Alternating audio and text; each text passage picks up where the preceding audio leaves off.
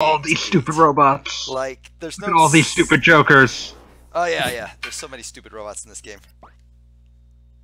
Okay, like one of the few things that's actually tragic about Sonic Mania is that like every character has their own little dumb animation for having a drop fall on their head, but Tails for whatever reason just got cut out of the game. Oh. But it's still in the game files. Like so when Tails gets the drop on his head, he just sort of looks up and it's his normal like looking up animation, right? Yeah. But if you actually go into the game's files, which you can totally do on the PC version, you'll see that he has like a bunch of distinct frames of him using his little helicopter tails to blow dry his hair, basically, after the drop falls on it. Oh, it hurts me that that's not in there. It is the most adorable little animation, and it got cut for apparently no reason that anybody knows. Yeah, no reason that's been made public. No reason that like would make sense, because I can't imagine Sega going, now wait, Sega Tails would only use his tails to fly. He would never use them for other purposes.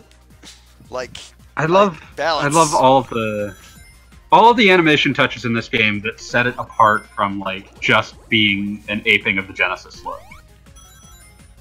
Because there's a lot of like custom little animations that like cartridge limitations say you don't make these animations that only play once unless they're for like a pivotal scene. And the interesting thing I find about this all is if you like when I was first playing Sonic Mania, my thought was, you know, this is what Sonic looks like, the end. And then when I replayed Sonic 3 and Knuckles actually after playing this, it's like, oh my god, look at all the advantages they took to do this. Oh yeah, no, like you notice all of the little things that they did that don't stick out, but they are touches that like don't exist anymore. Oh yeah, like exactly. Like which is not to dunk on Sonic 3 and Knuckles, because Sonic 3 and Knuckles. Oh, certainly not. It was a 1994 game, but like this game makes it makes it clear that it is still a 2017 interpretation. It's a production of is a game made in 2017. It is not a 1996 game. I also just love the color palette, like the expanded color palette that like you don't like. It just has a richer palette than the Genesis game would have. Yeah, right. So like basically, I believe like the description that Kishi used was it was one very deliberate step into the future. Yeah. Yeah, it was like it was very thoughtful. They knew exactly what they were going for, and they pulled it off. It's great. Yeah, like they're not pretending that this is like an absolute what a modern. They're saying this is what the Genesis looks like. I suppose in your memory. This is what this is the 2D Sonic game that we should have gotten before Sonic Adventure. Like that's what it feels like to me. Yeah, that's a good description. Top Brown, hell yeah. Also, the physics are spot on, which is extremely important. Always extremely important. And always impressive whenever it happens. Yeah, because it happens weirdly rarely. Like even Generations and Forces didn't have perfect 2D Sonic physics. Yeah, although for like Forces and Generations, it's partially because they're sharing space with a 3D game that they can't be entirely dissimilar from. Yeah. One of the things that's always bugged me in 3D Sonic, and as somebody who loves Sonic wholly and completely, 3D and 2D, not something that bothers me that much. Yeah, I'm one of those guys. But, can I mention one other thing before you do this? Of course, go on. I love the visual touch that when you have a lot of rings and you lose them, some of them will fly into the screen. Oh yeah, no, that's super clever. Nice. Yeah, that doesn't show up in the Genesis game. It's a new thing because it's like, oh, we can scale properly.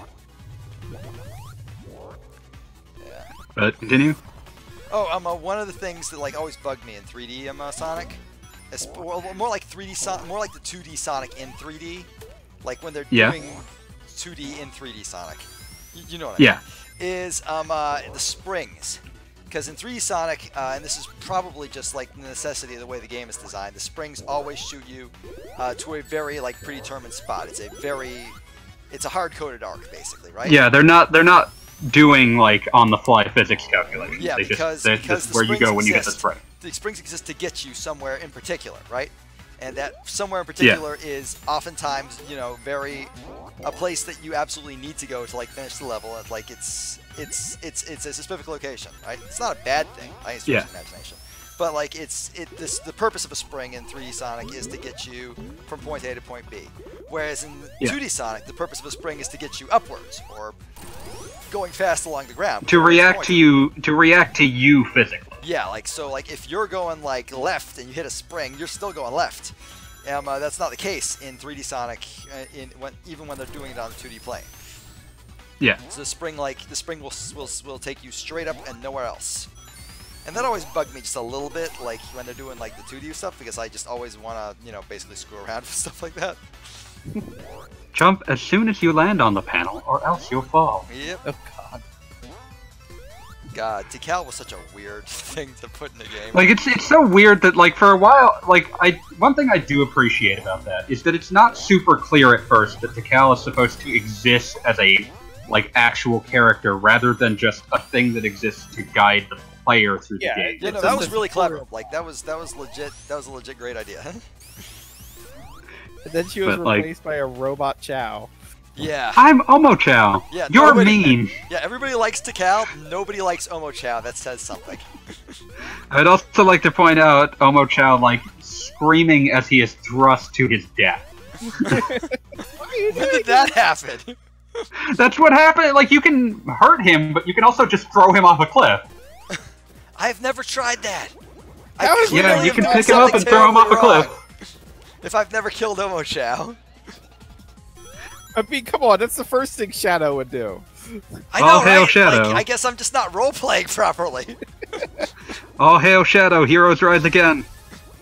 Oh man. Obliterating everything that's not your friend. Shadow had a very specific definition of hero. Oh man, every time like that we as a society need. it's beautiful every time you like educate someone on what's actually contained in the video game Shadow the Hedgehog.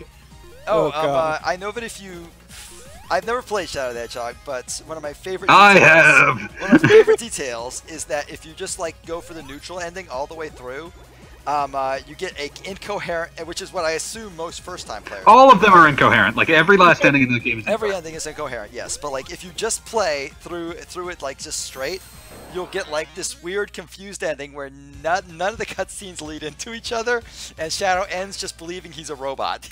But he's decided he's going to be the best Shadow robot. He's going to be the best Shadow robot.